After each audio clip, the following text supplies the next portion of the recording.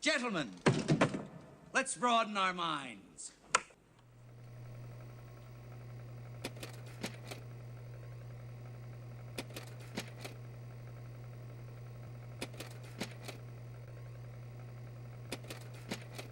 My Brain is one of several plasterworks from the early 1980s.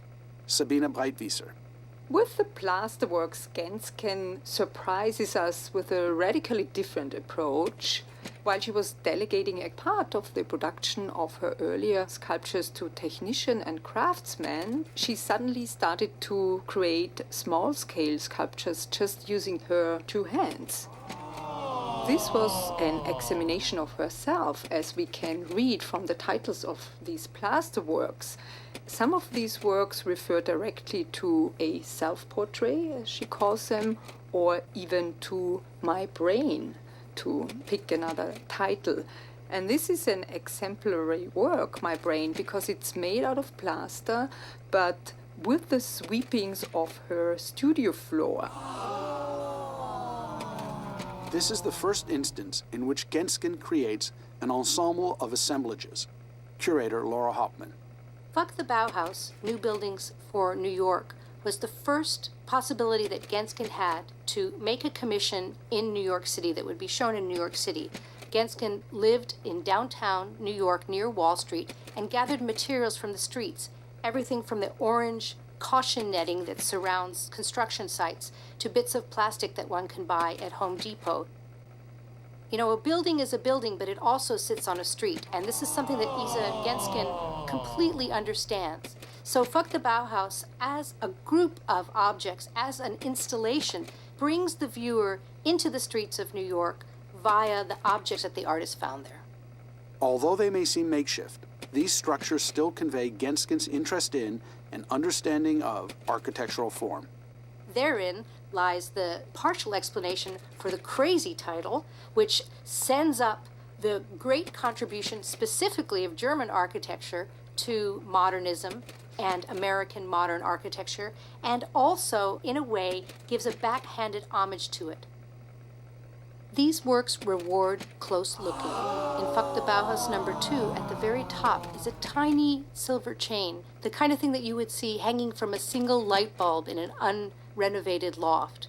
And this tiny chain serves as a kind of light-hearted extra on a sculpture that really is a commentary on ornament. On the side is a photograph of a flower.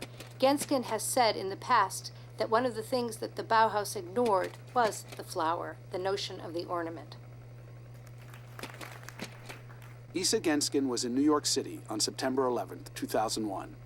This series, called Empire, Vampire Who Kills Death, is related to her experience of the tragic events that she witnessed that day.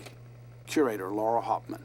These works are chilling, and although there are clever juxtapositions of objects that we encounter every day, like a rubber duck or a child's shoe, they eloquently express the terror and the misery of those of us who experienced that moment at that time. In a video that accompanies the sculptures, Genzken takes a video camera and places it just at eye level and wanders through these tableaus as if we are in some sort of war documentary without narration. It can be argued that Genzken's works from the very beginning have narrative content, but it is in the Empire Vampire series of works that that narrative comes to the fore. Walking through a group of Empire Vampire sculptures is a definitively cinematic experience, with each sculpture a scene in a terrible unfolding film of war and disaster. This series, Ground Zero, is made of a combination of inexpensive materials and high-end design objects. The sculptures have a drastically different scale than those made in the preceding years. Curator Laura Hauptmann. Instead of an ensemble of sculptural objects, it really is an installation. You walk in and you have a direct contact with each of the sculptures, which are person-sized.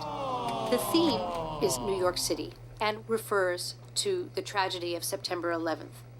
Genzken created this series in response to an architectural competition to build a new landmark and memorial site at Ground Zero. And each building that Genzken is suggesting is very specific.